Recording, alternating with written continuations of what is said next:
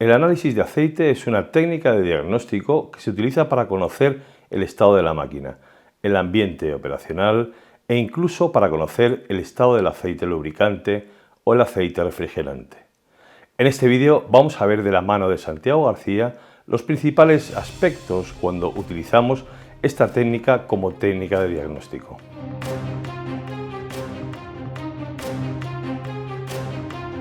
En contra de la opinión más generalizada sobre el análisis de aceites no solo sirve para diagnosticar el estado del lubricante. El análisis de aceite nos sirve para mucho más. Nos sirve, por supuesto, para conocer el estado en el que se encuentra un equipo, nos sirve para conocer también el ambiente en el que opera un equipo. Podemos pensar que el análisis de aceite es algo así como el análisis de sangre. Cuando vamos a un hospital y vamos a hacernos un reconocimiento y vamos a hacer un análisis de sangre, no hacemos el análisis para saber si nos tienen que cambiar la sangre o no. Nos hacemos para saber si hay indicadores en la sangre que nos permitan conocer algo que pueda ser anómalo y nos permitan realizar un diagnóstico de nuestro cuerpo. Exactamente lo mismo ocurre con el aceite. En el aceite vamos a poder estudiar, vamos a poder analizar, por un lado, cómo se encuentra el equipo, qué partículas podemos encontrar que estén relacionadas con el desgaste, vamos a poder evaluar la condición en la que se encuentra el lubricante para poder seguir desempeñando su trabajo y vamos a poder ver en qué ambiente opera este equipo.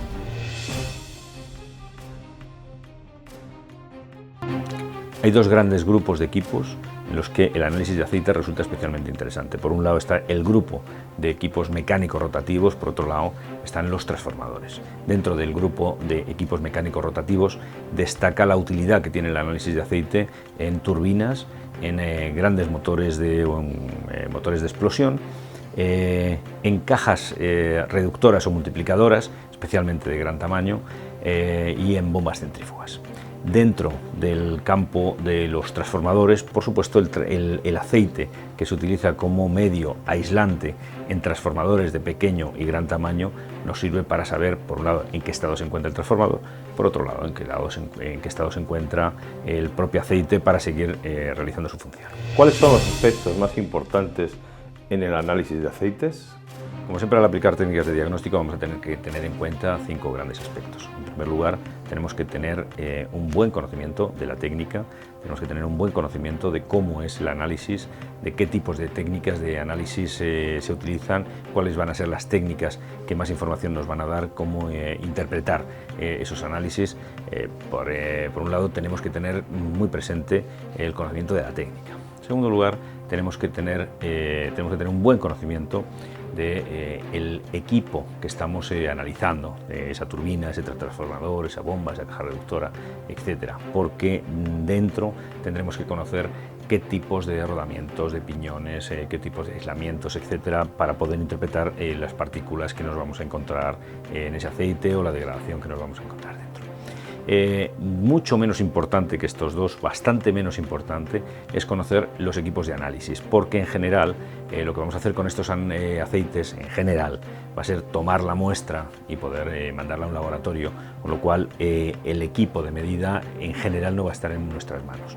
Si está en nuestras manos, entonces sí que vamos a tener que conocer ese cromatógrafo o ese equipo de rayos X o ese ferrógrafo, etcétera, que es el elemento que vamos a utilizar. Como cuarto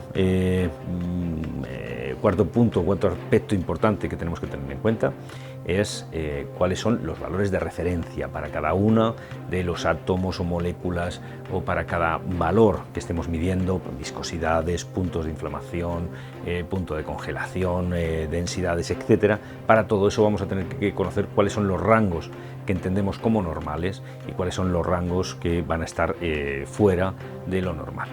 Por último, vamos a tener que conocer la tendencia del valor. Es importante no solo conocer el valor que nos ha dado, el valor del análisis que estemos realizando, vamos a tener que conocer el valor de los últimos análisis realizados para saber cómo ha ido evolucionando un determinado valor. ¿Cómo se realizan las tomas de muestras? La toma de muestra es el primer punto que tenemos que tener muy claro, tenemos que tener en cuenta, porque muchos análisis falsean su información porque la muestra no está bien tomada. En primer lugar, tenemos que tener en cuenta que el recipiente en el que tomamos la muestra tiene que ser un recipiente nuevo, un bote nuevo, generalmente de plástico. ¿Cuánto vale un bote nuevo? Pues 20, 30 céntimos. No se justifica reciclar o limpiar porque los residuos que puede tener ese bote pueden estar falseando nuestra medida. Por tanto, siempre botes nuevos. ¿Hasta dónde hay que llenarlos? Se recomienda que estén llenos hasta el 75, incluso hasta el 80% de su capacidad máxima. Nunca más llenos, nunca por debajo del 50%, porque pueden producirse, en caso de que estén muy vacíos, procesos de oxidación en el propio bote que no vamos a saber si se corresponden con el estado del aceite o se han provocado una vez tomada la muestra. Es importante que tomemos la muestra a la temperatura de trabajo, en las condiciones de trabajo, cuando la máquina está funcionando, no cuando la máquina está parada o cuando lleva mucho tiempo parada. Con respecto al punto en el que hay que tomar la muestra, hay que tener especial cuidado en ese punto en el que hay que tomar la muestra. ¿Dónde es recomendable tomar la muestra en cualquier equipo? Es recomendable en el aceite que está circulando, no en el aceite que está parado. Así en turbinas, en motores, es recomendable tomarlo después de las bombas, después de la bomba que mantiene en circulación el aceite, incluso después de los filtros. Eso nos va a permitir, por un lado, diagnosticar el estado del aceite con el que se está lubricando la máquina, por otro lado, nos va a permitir saber qué partículas de desgaste vamos a tener. Efectivamente, existen otros puntos interesantes para tomar la muestra, como es antes de los filtros, porque antes de los filtros vamos a conocer mucho mejor cuáles son esas partículas de desgaste antes de que lleguen a estar retenidas en los filtros, incluso para análisis cualitativos, no cuantitativos. Puede ser interesante tomar muestras en el propio cárter o depósito. En la parte baja del depósito no es interesante tomar muestras para realizar análisis cuantitativos, porque en la parte baja es donde se van a acumular partículas y donde se va a acumular el agua. Por tanto, eso no va a ser representativo del aceite que está circulando, sino del peor aceite que tengamos. Para observarlo sí que puede ser interesante. Por tanto, a la hora de tomar la muestra hemos de tener en cuenta estos aspectos. Es importante que junto con las muestras de los diferentes puntos que vamos a mandar a analizar, mandemos una muestra de aceite nuevo, limpio, sin usar, una muestra de aceite tal y como nosotros lo recibimos del proveedor. De esa manera el analista va a poderse hacer una idea de cómo era el aceite cuando no estaba degradado. No mandar esta muestra hace que algunos problemas que se pueden presentar en el aceite y que estaban presentes ya en el aceite cuando nos lo envió el proveedor, vamos a interpretarlo como algo anormal en la máquina. Y en cambio, cuando veamos un valor, incluso sea pequeño, pero que ha aparecido y que antes no estaba en la muestra, vamos a poder interpretarlo como que realmente está surgiendo un problema en la máquina. Es muy importante tener un valor patrón de referencia. No nos valen los valores medios que nos aporta el fabricante, nos vale pues si no tenemos otra cosa que vamos a hacer, pero lo interesante, lo preciso es enviar una muestra del aceite nuevo y limpio, sin usar, junto con las muestras que vamos a analizar, para que el analista pueda contrastar esa referencia, pueda utilizarlo como una muestra patrón, como línea base del análisis, y pueda ver en qué estado se encuentra el aceite que hemos enviado. Es importante que en la muestra también indiquemos alguna cosa más, como las horas de funcionamiento de la máquina, cuántas horas ha estado funcionando, cuántas horas está parada, cuándo hicimos el último cambio, si hemos hecho rellenos o no de aceite, etc. ¿Qué parámetros se pueden medir en equipos mecánicos? Los parámetros que vamos a considerar como parámetros que nos dan información para el diagnóstico de equipos mecánicos son, en primer lugar, la viscosidad. La viscosidad es el parámetro más importante de un aceite. Cualquier cambio en la viscosidad no será indicativo de que algo le está ocurriendo al aceite.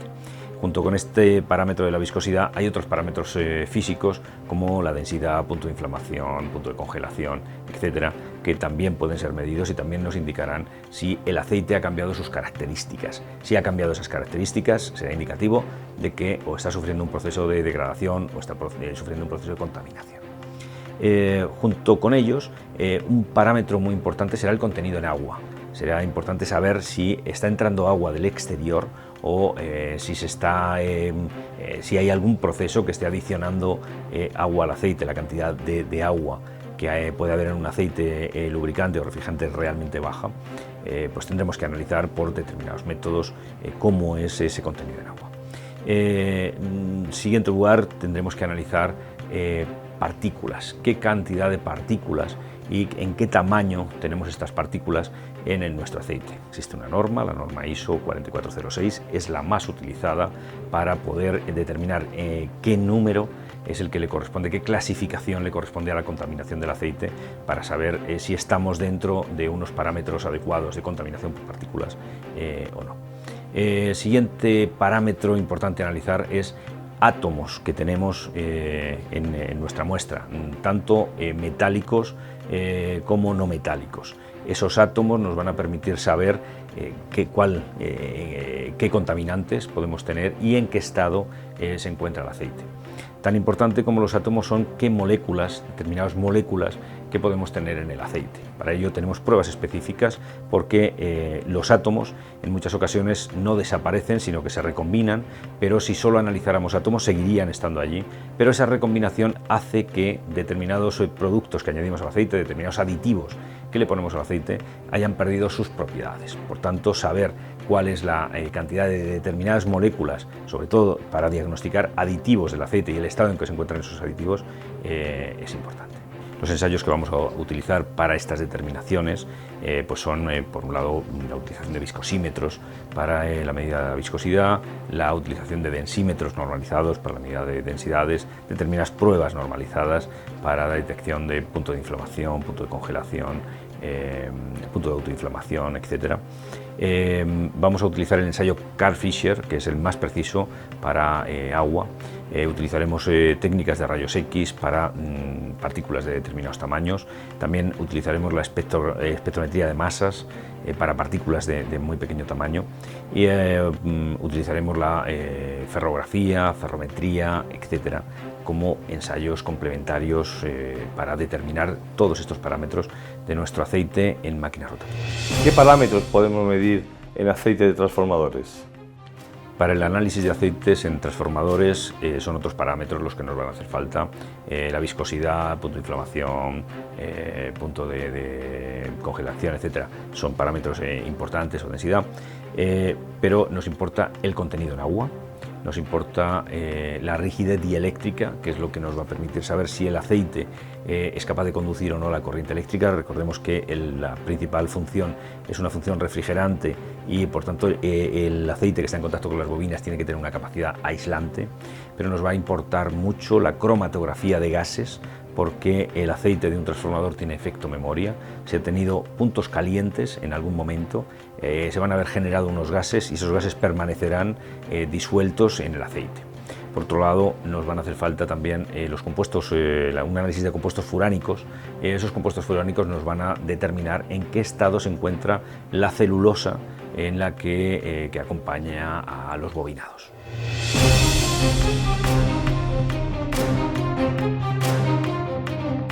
Cuando analizamos aceites es muy importante tener en cuenta la tendencia. Existen 6 posibles escenarios de tendencia. Hay 3 escenarios de tendencia de normalidad y 3 escenarios de tendencia de anormalidad. En primer lugar, tenemos escenarios de tendencia normales en las que los parámetros se encuentran dentro, o el parámetro que estamos analizando se encuentra dentro de un rango normal y no evoluciona. Ese es el más favorable de todos los escenarios. El segundo es un escenario desfavorable, pero muy poco desfavorable, que es un escenario dentro de la normalidad en la que el parámetro que estamos estudiando evoluciona muy lentamente. ¿Qué implica para nosotros? Pues simplemente vigilancia. Pero tenemos un escenario en el que dentro de la normalidad, dentro de rangos que podemos considerar normales, comparando con los últimos análisis que hemos hecho, vemos que la evolución del valor está dentro de lo normal, pero con una evolución rápida. Esto, ¿cuál debe ser nuestra reacción ante esta situación? Tiene que ser una reacción de alerta. Es decir, sabemos que en poco tiempo ese parámetro puede salir de rangos que podemos considerar aceptables. Estos son los 3 escenarios de normalidad.